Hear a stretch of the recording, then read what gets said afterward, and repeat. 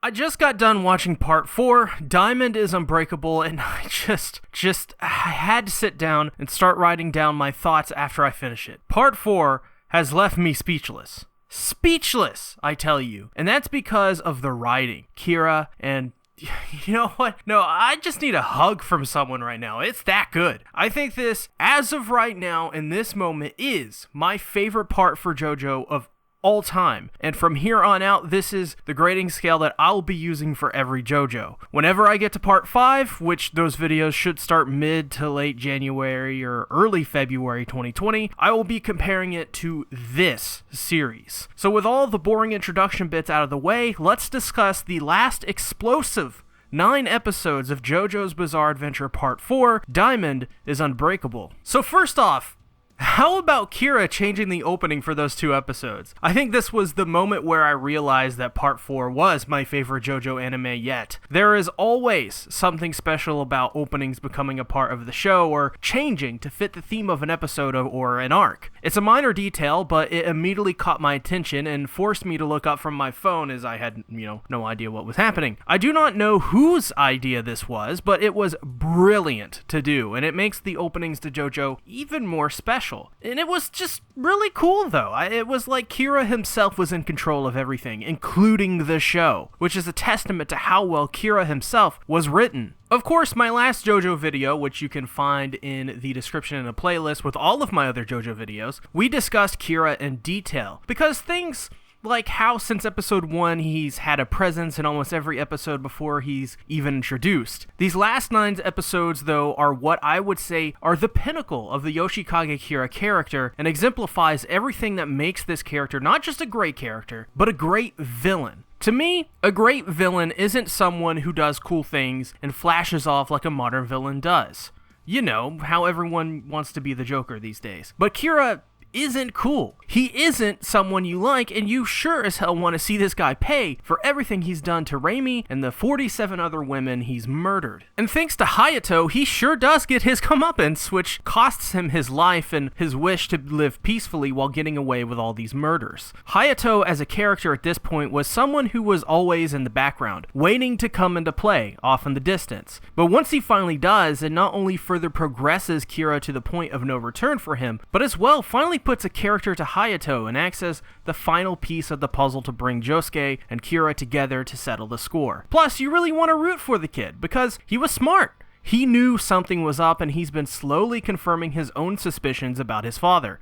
Nobody likes a dumbass for good character, so this was a positive trait for Hayato, and by the end he was a fantastic character all around. He's crafty and resourceful. When Hayato is caught in a loop by Kira's new stand ability, he remembers the cat that became a plant and uses it to catch Kira off guard to save Rohan. Of course it doesn't work, but this showed that even for a child, Hayato wasn't dumb and was smart enough to come up with a really good plan that would have gotten Kira killed if it weren't for Kira's luck. I think Hayato and his mother Shinobu were fantastic additions, and their arcs and how they play out are a big example of what makes Part 4 so damn great, and that's the long-term storytelling. Shinobu played her role perfectly and showed us just how smooth Kira was. If you want to talk about smooth criminals, then Kira is one, times 100. He's that damn sly, that damn cool, calm, and collected. This is what makes him a perfect villain for this series. He's unstoppable. One of the most tense moments in this show is when Hayato is taking a bath and Kira essentially has figured out that Hayato knows everything about him murdering people. He's been recording him, and thus, in a moment of weakness,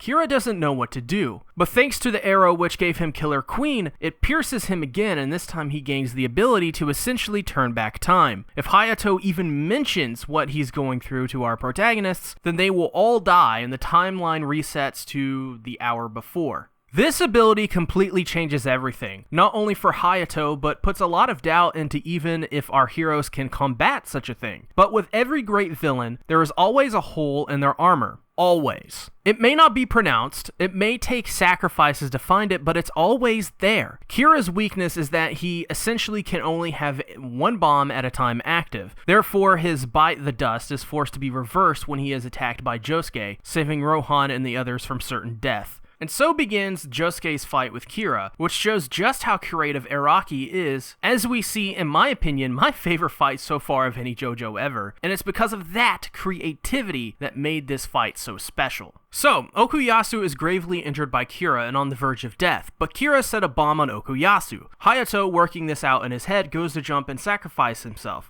and thus reset the bomb. Josuke, not being stupid, heals Hayato before he can turn into ashes and heals Hayato back to life as well as Okuyasu. Crazy Diamond will never cease to surprise me in these episodes because when you think Josuke has ran out of ideas, he fools you and pulls off one of these craziest mental and physical feats you can imagine. And with this fight, it feels more like a battle of wit and mental fortitude than it does a physical contest. This is further backed up with Josuke using his blood running down his face as a blade to cut through Kira's air bomb and essentially lessen the lethality of the attack. But sadly, the attack doesn't work perfectly, as he only cuts Kira and gets some blood on his jacket. But Hayato and Josuke make their way to a house where they take cover in. Kira, obviously seeing this, follows them, but meets a guy who accuses him of stealing Ryo-chan's underwear. He dies after trying to take Ryo-chan's underwear, of course, and good riddance, I say. Back in the house, they, to their surprise, are attacked by Kira. Not knowing why this air bomb is following Josuke, the bomb explodes, sending pieces of staircase into Josuke's body, injuring him. But Josuke uses some of the shattered glass and a bit of his dried blood to make his own homing weapon to injure Kira and buy some time.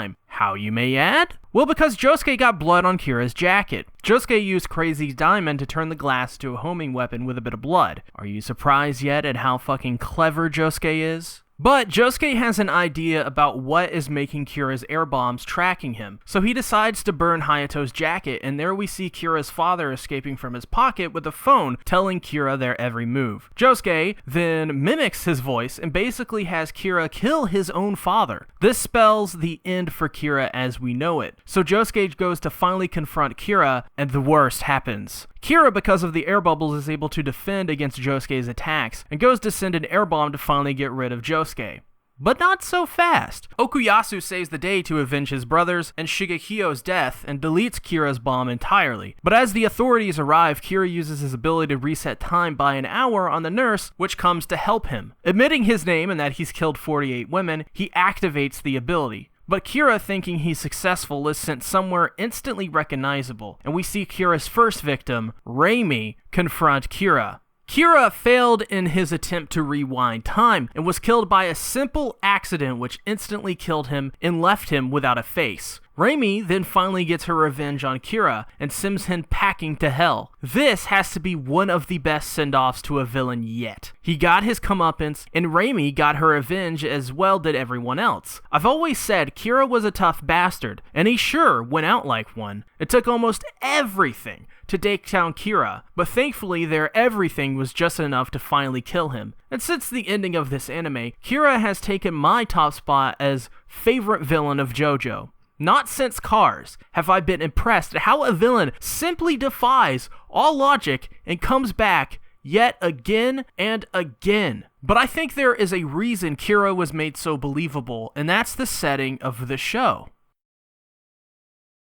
These, for all intents and purposes, were all normal people outside of their stand abilities. They weren't making a trip through Egypt to save Holly. This was just a regular town, and because of the grounded setting and characters, there was a certain bit of believability and relatability which went into the series to make Kira and everyone else so believable. What would happen if a murderer like Kira got a stand that powerful? It's thought-provoking, something our minds can take and run with and create our own versions of this story. That's why Kira is so damn great, as well as Josuke and the others. Of course, there are other factors we can't forget as well. Kira's writing and how creepy yet human he was all the same, and as well Hayato and Shinobu, which served as a key piece in this story to create a true monster. Because Kira killing people at some point just becomes another scene of Kira killing a person. But Shinobu and Hayato made this man a true, ugly, and horrific monster. You want to talk about best villains in all of anime?